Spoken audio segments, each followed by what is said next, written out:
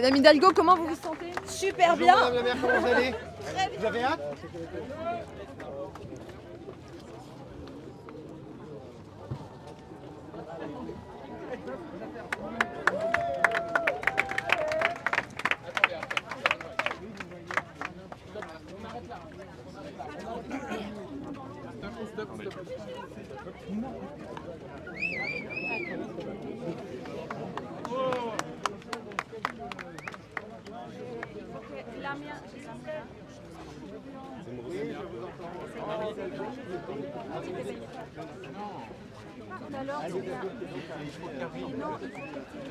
Ah, je vais de l'autre côté.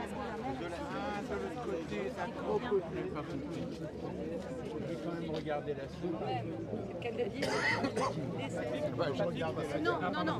Parfait, meuf. Je t'accompagne, Patrick.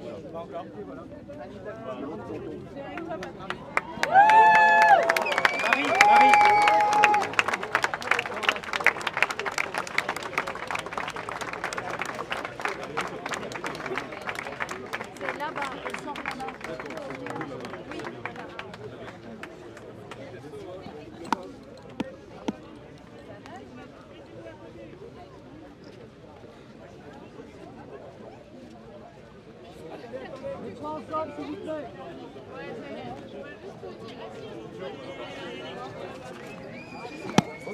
Alors, elle était comment cette baignade, Madame Hidalgo? Eh bien, écoutez, elle est superbe. Celle-là, on l'attendait, on y a travaillé. Je veux vraiment ici remercier très très sincèrement le préfet de région. D'abord, il est là, il a nagé. Hein, c'est quand même bravo, monsieur le préfet.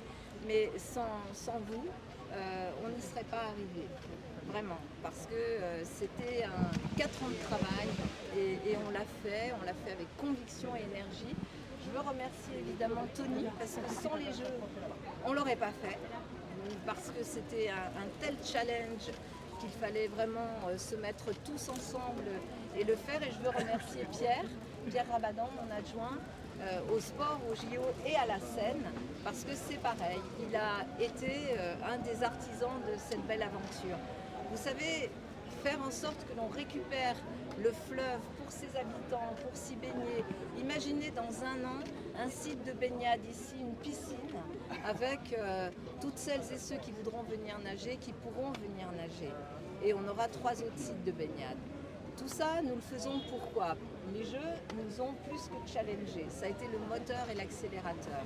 Mais nous le faisons parce que nous avons besoin d'adapter nos villes au climat, au changement climatique et retrouver le fleuve. Le bord du fleuve, ça a été une première conquête avec ses voies piétonnes et puis ensuite plonger dans l'eau. Et lorsqu'on nettoie la Seine, bien sûr qu'on va permettre les épreuves des JO, bien sûr que l'on va permettre aussi de nager après les JO, ça sera un héritage majeur, mais surtout, en nettoyant le fleuve, on contribue à ne pas abîmer les océans et à faire en sorte que toute cette eau qui va ensuite vers la mer soit une eau beaucoup plus saine. Et c'est aussi notre combat pour nous, pour les générations futures. Et après, sur la sensation de la baignade, bah, écoutez, c'est du bonheur. Vous savez, on rêve de cela depuis des années et des années. On a travaillé très très dur. Et là, vous descendez dans l'eau, ça paraît naturel, ça paraît facile. L'eau est très très bonne, un petit peu fraîche, mais pas tant que ça. Et regardez la joie autour de nous. Et en plus, le soleil. Voilà, merci d'être là. Est-ce qu'Amélie Oudéa-Castéra vous a pas un peu volé la vedette?